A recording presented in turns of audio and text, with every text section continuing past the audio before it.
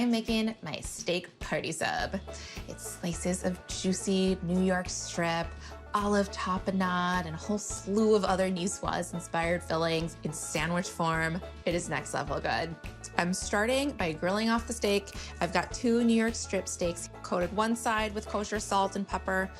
I'll turn this and get the other side generously coated.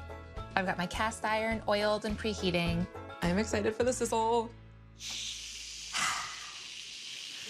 I'll cook on medium-high for 2 to 3 minutes per side until you get that great crust, and then I'll give you a perfect medium rare steak. I'll give these a flip. Look at those gorgeous char marks. These are done. I'll get them off of the grill pan onto a rack. I'll allow these to rest for about 15 minutes, which is super important so that the juices can redistribute. In that time, I'm gonna make my olive tapenade. This tapenade is super briny and salty. It brings life to this party sub. It's the life of the party sub.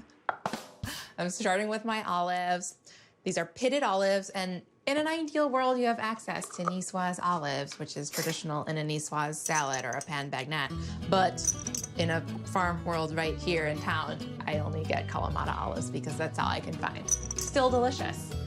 I'll get half a cup into my food processor, a tablespoon of capers, which are so briny, a couple of anchovy fillets, a clove of garlic, the juice of half a lemon, and some fresh parsley.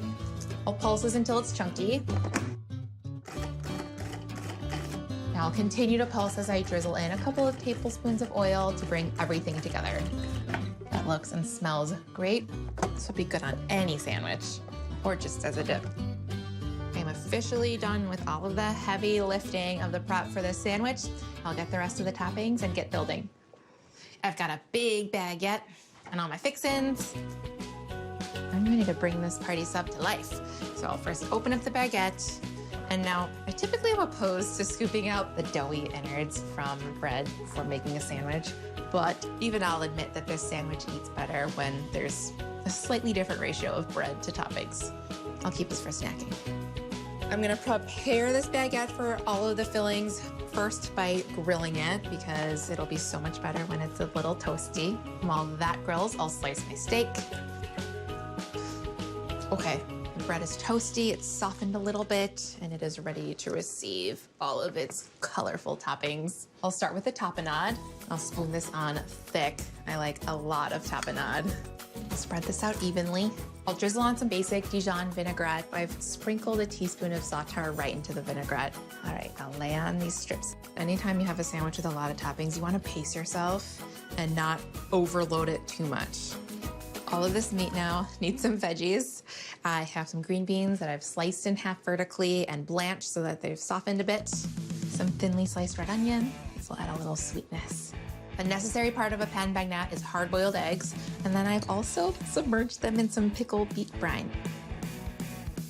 Don't forget to season the eggs. I cannot look at a hard-boiled egg without visible specks of salt and pepper. And lastly, I'll nestle on some lettuce and drizzle on more vinaigrette. And go heavy on the vinaigrette too.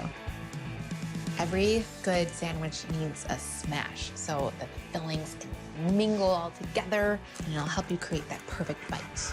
Oh yeah, look at her. It has it all.